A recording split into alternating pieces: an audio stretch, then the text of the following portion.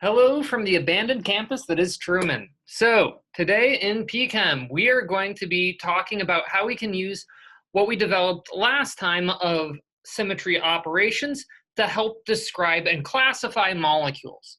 So one of the big things that we're going to be essentially commenting on is the fact that molecules, and in fact, most objects have way more than one symmetry operation.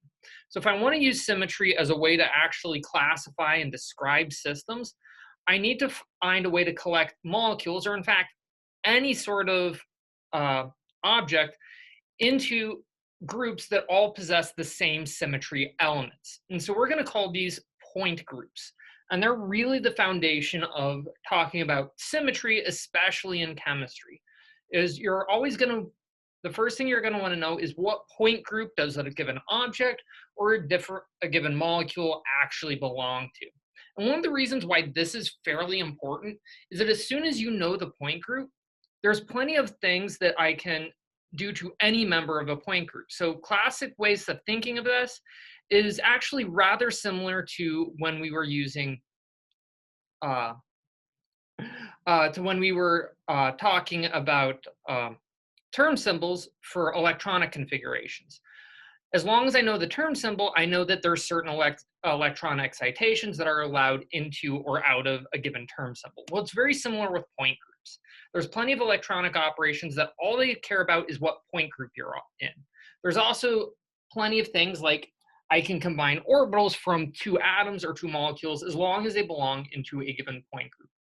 And so one of the things we're going to be talking about as we go forward is how I can use these point groups to help predict behavior of molecules. But the first thing we need to do is figure out what point group the actual molecule belongs to. And so one of the things that is worth noting is there are several different point group systems you can use to describe symmetry. So the one we're going to be focusing in on is called the Schoenflies system. And this is essentially just focusing on small molecules, which works because most of the time we care about small molecules or small molecular systems. However, if you are more interested in materials chemistry, then you're often going to want to work more with the Hermann-Magen, or also known as the International System, which focuses much more on crystal structure and crystal symmetries. So again, depending on what your focus is on, different types of symmetry can be useful. So one of the things that makes the Schoenflies system actually very useful is going to be this fact that you can determine the point group of any molecule simply by using a flow chart. So we're just going to walk through a series of operations that essentially says you start with a molecule and you ask a series of questions. Is it linear? Does it have a n-fold rotation? What type of n-fold rotation? By asking these series of questions, you can quickly isolate the molecule into a given point group. And so essentially what ends up happening is that depending on which of these symmetry elements we have or don't have, you can quickly isolate which point group there is. And as you may notice, when we have almost 20 point groups, being able to quickly eliminate large classes can be very important. So this is more or less the whole idea of point groups, is walking through, figuring out what symmetry elements any given molecule has or doesn't have. And that's the major take home of point groups. Now, that's easy enough to say, but it's actually kind of a hard art to pick up. So we're going to spend the rest of this lecture just walking through examples and kind of helping show how you can identify the point groups for any given molecule and exactly what's entailed by each of these symmetry operations. Now, I highly encourage you, if you need to go ahead and pause the video, go to Blackboard, and find the symmetry table that I've provided for you there. Otherwise, if you've got good enough resolution, you can try and follow along with me. So let's go ahead and walk through some example cases. So let's start with something relatively small and simple, CO2. So CO2, you can probably intuit, is going to have a higher degree of symmetry as it looks symmetric. But how do we quantify this? So we're going to start walking through our system, and we ask the question, is it linear? Well, what I mean by linear is essentially, does it hold an infinite fold rotation? So this is the idea of, does it have a C infinity n-fold rotation? So can I infinitely rotate it and it doesn't change at all? And this is what I really mean when I talk about, is something linear? And in this case, yeah, we end up having an infinite fold rotation. So we have a yes on this first category. Woohoo! Then here comes the next question. Does it have a point of inversion? So the idea of a point of inversion is I can take any given point, send it through the center of the molecule, and ends up on an identical point. And one of the nice things about CO2, as you may notice, is that yes, it does indeed have a point of inversion. The two oxygens are equal distant from the carbon, which forms the center of inversion. So yes, this actually does have a center of inversion.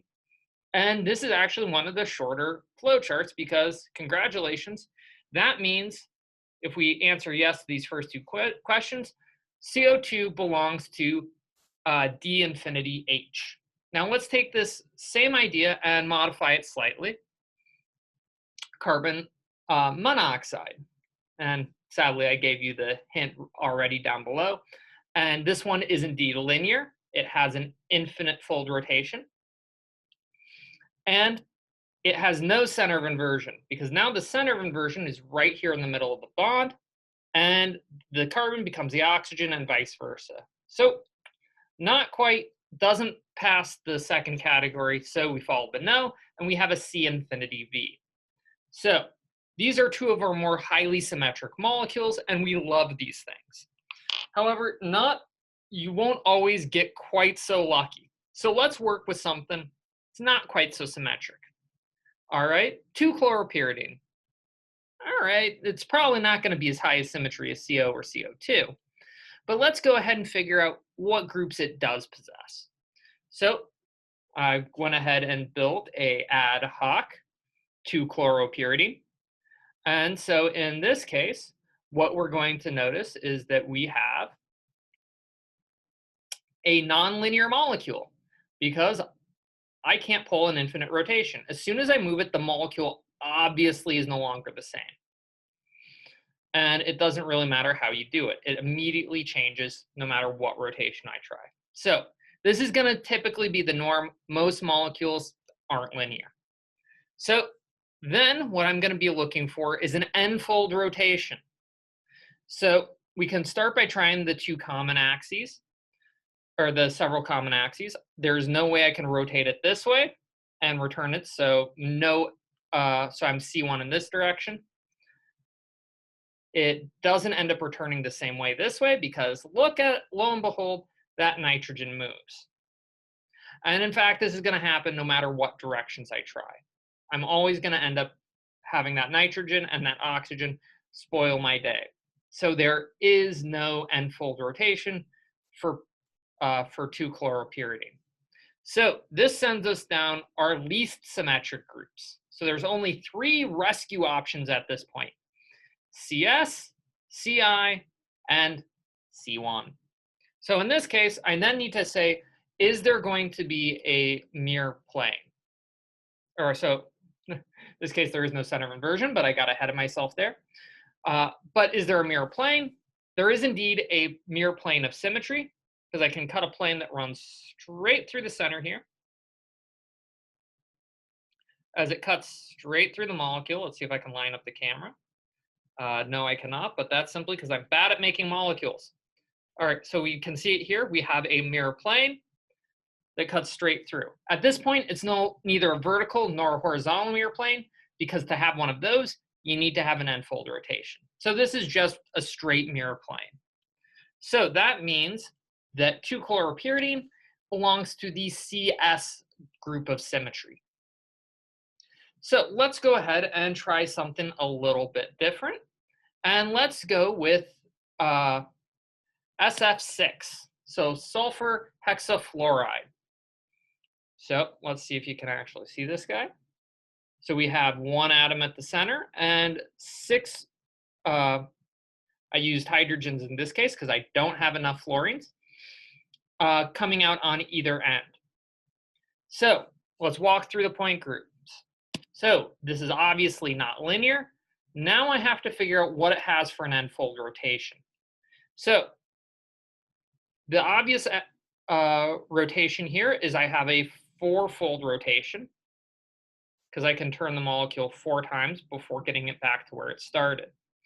And in fact, I'm going to have several of these. But for this first thing, what matters is I do indeed have a 4-fold rotation, and it turns out I have 6 of them. One coming down this plane in the screen, one this direction, this direction, this direction, and this direction. So actually, I think I got carried away. I only have 4 C4 rotations, but that's still more than enough to send me this direction. So then comes the point, I have a center of inversion. Apparently, I got carried away here. I do indeed have a center of inversion, as every point can go on to an analogous point. So I need to fix these slides before I post them. But yes, so I have a center of inversion and 4 C4 rotations. Now, that ends up, because my highest rotation is that C4, gives me an OH group. So this is more commonly known as an octahedral group or octahedral symmetry. This tends to be one of the highest symmetries you frequently see in small molecules. And you may recognize the octahedral symmetry because this is going to be a bread and butter of a lot of inorganic complexes, because metals like having octahedral coordination, so they can form 6 coordinate compounds. And as long as those groups are all the same, we end up forming an octahedral group. But it is worth noting that this particular symmetry group also shows up a lot in material chemistry. And the reason why is because it's also known as the cubic group, because it turns out a cube also contains octahedral symmetry. I encourage you to take a nice block and play around with this one. But as long as I have a true cube, like a good old Rubik's Cube, I'm going to have octahedral symmetry as well. So this one shows up a lot both in small molecule inorganic chemistry and in real materials chemistry, just due to the popularity of cubic formations. So let's go ahead and play around with another small molecule that we all know is highly symmetric. Let's play around with methane. So good old friend methane. So first of all, like most molecules, it is not linear because I don't have a C infinity axis. So that brings us to the next group. Do I have an n-fold rotation? And in fact, I am going to have a C3 rotation. So a C3 rotation ends up being, I can turn it 120 degrees, get the same image back, do this 3 times, return back to normal. So I've got a C3 rotation. Now, how many of them do I have? I'm going to have 1, 2, 3, 4. 1 pointing down each of my 4 bonds. So I've got more than 2 C3 rotations. So off I go careening into this highly symmetric group over here. Now, do I have a center of inversion? In this case, I really don't have a center of inversion, because if I try and take this hydrogen and point it down below, so this hydrogen, move it down below, there's nothing there. So no center of inversion for a methane. So that means I'm down here in this kind of oddball group. So then I'm just answering a series of questions I already had. My highest order axis was indeed a C3 axis. So that means I'm either T or TD. Now, the question here is going to be about diagonal planes of symmetry. Now, diagonal planes are probably one of the most confusing mirror planes to deal with. So the idea of a diagonal plane is I've got a C3 axis that points down here and a C3 axis that points down here. What I'm looking for now is a mirror plane that bisects the two. So in this case, I do indeed have a mirror plane that that bisects in between these 2 C3 axes and cuts through the entire molecule. So methane is one of the classic examples of a diagonal mirror plane, which again sends us down to TD symmetry. And this is most commonly known as tetrahedral symmetry because, congratulations, we have a tetrahedron, also known as methane. So, octahedral and tetrahedral symmetry are probably one of the most common sets of high symmetry groups. It's what everybody wants to act like because they put all of their substituents far away from each other. Now let's go ahead and take a look at something that looks just as high as symmetry as those last two and see if it actually works. Let's go with PF5. So pentafluorophosphorus. Wonderful little compound for industrial processing. So again, this guy looks fairly nice and high symmetry, but of course, like most things, it isn't linear. All right, we could deal with that. Most of the world isn't linear. Now let's go ahead and try and count its highest degree of axis. So first of all, does it have a rotation? It indeed has several. The highest one is going to be a C3 axis, pointing down this plane. But here's the trick. It only has one of them. Because if I try and cut in a different direction, like I try going down this bond, and all I end up with is a C2. So I've got some C2s, some C1, C3, and that's it. So I do not have two or more n-fold rotations of C3 or greater. So now we go down to where most symmetric molecules reside, somewhere down here. So let's go ahead and play around with this. So now I have a C3 axis. Now the question is, do I have three C2 axes perpendicular to it? So here's my C3 axis. Now I'm looking for C2 axes that come in at a different angle. And indeed, we have 1, 2, 3 C2 axes. So we actually do satisfy this rule. So this sends us down to a fun little side jaunt over here. Now I'm going to be looking at planes of symmetry. So I'm looking for diagonal and horizontal planes of symmetry. So in this case, I will indeed have a horizontal plane of symmetry because my main C3 axis goes straight through the bonds, and I'm going to have a horizontal axis that cuts at a perpendicular level counter to it. So we do indeed have a horizontal plane of axis along with my C2 rotations, which ends us to DNH. Now, one of the things that's important to note once we're in these groups, they are all labeled as D or C N something. What the N refers to is what is my highest order of rotation. In this case, my highest n-fold rotation is a C3. So this guy becomes D3H. So congratulations, we now labeled a fairly highly symmetric molecule. Now let's play around with something a little bit weird. Who doesn't love some propadiene? So propadiene has a double bond in between, two double bonds in between 3 carbons. Now, because of how the overlaps of MOs work, they have to be constructed perpendicular towards each other. PX in between these two, PY in between these two. Now, what we want to try and figure out is what's the symmetry of this molecule. And this guy gets a little bit messy. So we're going to ignore the symmetry presented by the double bonds and treat them as straight lines just for the sake of convenience. We'll deal with the symmetry of orbitals a little bit later, and it is actually quite fascinating. So first of all, should be pretty obvious, we do not have a C infinity axis, but what's my highest rotation? Well, this one gets a little bit messy because I don't have a C2 axis here. I do indeed have a C2 axis going down this plane because I can rotate it 180 degrees, end up back where I started. So these two are equivalent. So I've got a C2 axis, but it turns out I actually have a couple other C2 axes.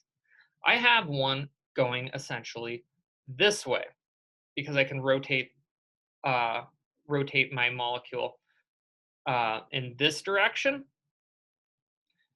And what it can also end up doing is rotating it This one's a little bit hard to do, where I can rotate it around this direction, and then there's an equivalent one this way, where when I rotate it this direction, I still end up with where I started. So this is actually a really hard one to kind of see intuitively. So if you need a little bit of help, go ahead and grab a model kit, draw it out. Feel free to use WebMO and mess around on WebMO and see if that can help you, as you can readily rotate molecules there to try and identify some of these higher end symmetries. But take my word for it, and you can try and look at, try and interpret this diagram. But it does indeed turn out that I've got 3 perpendicular C2 axes. Now, here's going to be the problem: the planes of symmetry, because I have 2 major planes of symmetry. So I know I've got 3 perpendicular C2 axes, so I'm going down this way. Now I'm looking for a horizontal plane of symmetry. But here's the issue: I've got 2 classic planes of symmetry, here and here. But the issue is that I don't have anything that cuts perpendicular, because in order to have perpendicular to this direction, I need to have a C2 axis that goes down here. That just doesn't happen. And the same thing here. So that means these axes are likely vertical to somebody, because they certainly aren't horizontal. Well, here actually is kind of the interesting thing, is that I have an axis that cuts through this direction, but it turns out that I have a rotational plane here and at a 90-degree angle. And so when I have an axis here and here, it turns out that this mirror plane bisects them perfectly. We had a definition for that. It's a diagonal plane of symmetry. And it turns out both of those planes of symmetry are going to be diagonal to at least one set or pair of C2 axes. So if you don't quite get diagonal planes of symmetry, don't worry, they are one of the hardest ones to spot. But it turns out that alanine and methane are probably 2 of the classic examples of looking for them. So if you're having some trouble, try and play around with them a little bit. But since I have an answer of yes to those diagonal planes of symmetry, this means I end up with a D and D. Yes, have fun, gamers. Or, since my highest n-fold rotation is 2, it's a D2D symmetry. All right, let's go ahead and play around with another molecule. Good friend, water. Makes up the thing of life, makes up life. We're probably going to assume that this has some degree of symmetry, but what is it? So, like always, we start at the top. It's not linear, but it probably does have some rotations. Now, let's see if we can spot them. So, I definitely don't have any rotations in this direction. Not in this direction. But we do have one classic one. I have, count them, 1 rotation. So in this case, it can go this way. So my C2 axis cuts straight through, bisecting my 2 hydrogen atoms. And that's it. I have, count them, 1 C2 rotation. So do I have more than 1 C3 rotation? Heck no. Only 1. So I'm down in this series. So now here comes the question. What do I have for mirror planes? So if I have an axis here, a horizontal mirror plane would have to cut through this direction. I definitely don't have a horizontal plane, so then that gets me this direction. Now here, having 1 mirror plane alone won't actually count. I need to have 2 vertical planes. So these are 2 planes that run along this axis. And it turns out I have one obvious one, the one that bisects the molecule right along the plane. But this is why having 3-dimensional representations can also help, because I also have one that cuts through this, because my C2 axis goes through here. I have one that cuts through along this axis. So congratulations, we have 2 vertical planes, which means I have good old friend C2V symmetry. This one shows up a lot, so it's something you should be aware of. Now, let's go ahead and play around with one with another molecule. And this is, again, another very popular solvent. Just a second. Who doesn't love pyridine? So I'm going to be looking at pyridine, and we can walk through our charts. It is not linear. It has one C2 rotation. That's it. So here's my C2 axis. No rotations this way, because that ain't the same. And no rotations this way, because only place it can be is where it started. So not as symmetric as we'd like. We only have a single C2 rotation, which immediately sends us down the same path we just were. Now we're looking for mirror planes. Now, this guy obviously has a mirror plane, at least one, but let's go ahead and check to see if any of them are horizontal. So I have a plane that goes through, I have a C2 axis that cuts through this direction, which means the mirror plane would have to be somewhere here. Nope, because if I try and flip around the mirror plane, the nitrogen then goes to a carbon position. No horizontal mirror planes, but I do indeed have one that cuts through the molecule, and I have one that cuts through the plane. So no horizontal planes, but I have two vertical planes of symmetry. Congratulations, it's our old friend C2b. I told you this guy shows up a lot. Now, let's go ahead and play around with one last example, so we can really have fun playing with some symmetries. So, boric acid, let's be honest, this guy does kind of look a little fun, a little pinwheel. And so we immediately know this guy definitely looks symmetric. But what group is it? So, first answer is the one we almost always give. It isn't linear. Now, what rotations does it have? Well, it has a C3 rotation, because I can turn it 120 degrees, and it gives an identical structure. So, do that 3 times, get back to where we started. So we have our good old friend C3 rotation. But that's actually about it. As nice rotating as this looks like, it turns out we don't even really have any C2 rotations. Yeah, that definitely ain't the same. And you can try playing around in other directions, and literally that one C3 is pretty much all we have. So we end up going down this direction. No C2s, so down I go. So I have essentially an axis of rotation that cuts through here. So it turns out this guy does actually have a horizontal plane of symmetry.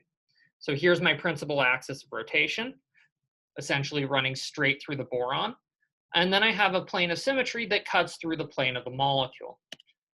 And that gets us down to C3H. So this essentially helps walk us through a whole bunch of symmetry groups. I can probably sit here all day and keep doing more symmetry, but honestly, now's a good time to go ahead, take a look at molecules we've been playing around with all semester in other classes. Try and see if you can figure out the symmetry. Go around, try and walk around your house and try and find the symmetry of various objects around your house. It's actually good practice. And again, if you ever have a problem with the molecule and you're having trouble, see if you have your model kit around. If not, go ahead and open up WebMO, play around, see what it looks like. But you will note this symmetry tape flowchart is going to be your best friend as we continue through this unit. All right, so next time, we're actually going to see what we can do with symmetry. Till then, take care, stay healthy.